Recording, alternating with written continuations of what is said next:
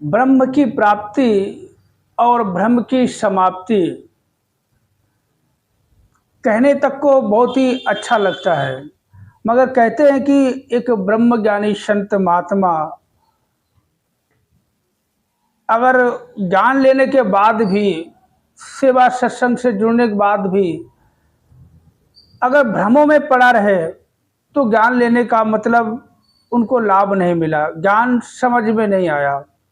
एक छोटी सी क्या बहुत बड़ी बात है, हमारे साथ ही बातचीतों में तो ऐसा बोला, हमने कोई बात ऐसी रखी अपने घर की, तो उन्होंने ऐसा बोला तो मेरे समझ में नहीं आया कि इतने पुरातन महात्मा अगर ये भ्रम में पड़ सकते हैं तो हम जैसे की तो कोई औकात ही नहीं है।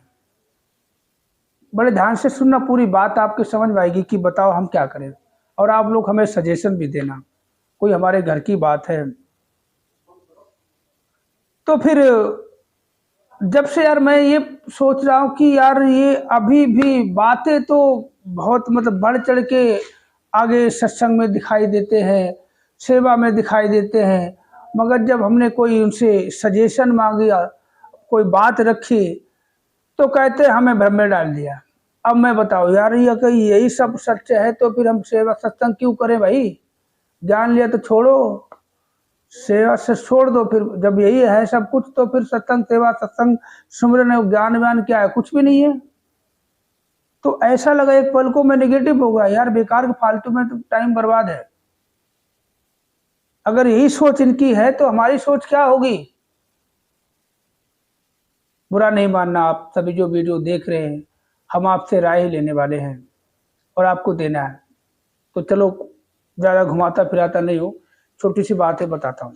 तो चलो वीडियो शुरू करते हैं, एक एक बात सुने लायक। सत्संग में बैठा हुआ था, सत्संग के बाद अपने एक महात्मा जी थे, तो बातों बातों में उसे अपने घर की अपनी बिटिया की बात छेड़ बैठा। मैंने हमारी जो बिटिया है वो भी सियानी हो रही है, तो अब सोच रहे रिश्ते के लिए, हम सोच रहे कहीं लड़का तो देखो साल 6 महीना साल 1.5 साल 2 साल भी लग जाते हैं, ढूंढते ढूंढते टाइम लगता है। वैसे तो हमने एक बहन जी अपनी हैं, तो उनको खबर कर दी है कि इस मामले में हमारा जो अपना पूरा विश्वास सतगुरु पे टिका है कि सतगुरु माता जी सब कुछ तूने ही करना है बिटिया, कन्यादान भी करना तूने, शादी भी तूने करनी, घर भी अच्छा, घर अच्छा वर तूने ही देना, सब कुछ आपने ही देना है। तो माता जी बस वही करना जो बच्चे के लिए सुखदायी हो, सब कुछ तूने करना, धन भी तूने देना, हर चीज तूने देनी, मेरे पास कुछ भी नहीं है सिवाय तेरे, तू है तो सब कुछ है, तेरा ही सारा।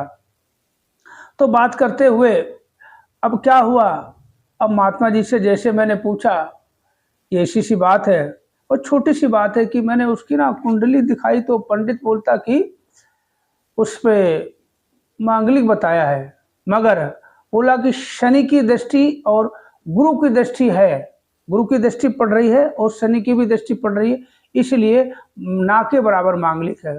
बोला महापुरुषों एक बात बताओ, ये चीजें हैं तो इनको विश्वास तो करना पड़ेगा, मानना पड़ेगा, इसका दिखाओ। अब मैं वहीं चुप रह गया यार, अब मैं चुप रहेगा, मैं क्या करूं?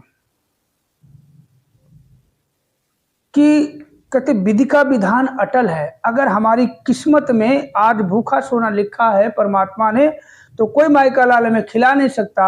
और आज अगर मक्खन मलाई खाने को लिखा, सूखी रोटी खा रहे होंगे जो हाथ से छिन जाएगी, मक्खन मलाई आ जाएगा। तो ये देखा है कि जितनी चाबी भरी राम ने उतना चले खिलौना, कि कहते न कि जन्म मरण सुख दुख लाभ हानि अप और अप मतलब यश और अपयश, ये सब परमात्मा के हाथ में है, ये सब वही करता है। तो जरा आप ही सभी लोग बताओ जो भी हमारा वीडियो देख रहा कि हम क्या करें।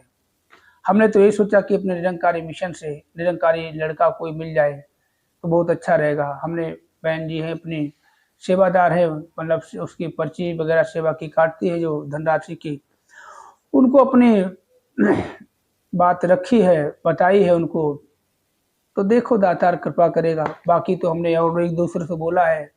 तो एक हमारी दीदी लगती है, हमारे साथ ही जॉब करती थी, अब नहीं, अब छोड़ गई जॉब उनकी, तो उन्होंने भी एक दो जगह देखा है, तो उनको फोटो वगैरह सब कुछ शेयर किया है।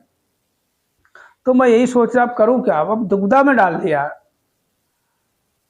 कि कहते जिसने गुरु का सहारा ले लिया, कहते करता करे ना कर सके गुरु करे सो होए, कि गुरु ब्रह्मा गुरु विष्णु गुरु देवो महेश्वर गुरु साक्षात पर ब्रह्म तस्मै श्री गुरुवे नमः। अगर हम गुरु पे पूर्ण विश्वास करते हैं तो ये सब कुछ अलाए बलाए धलाए सब दूर हो जाएगी, यही मेरा विश्वास है।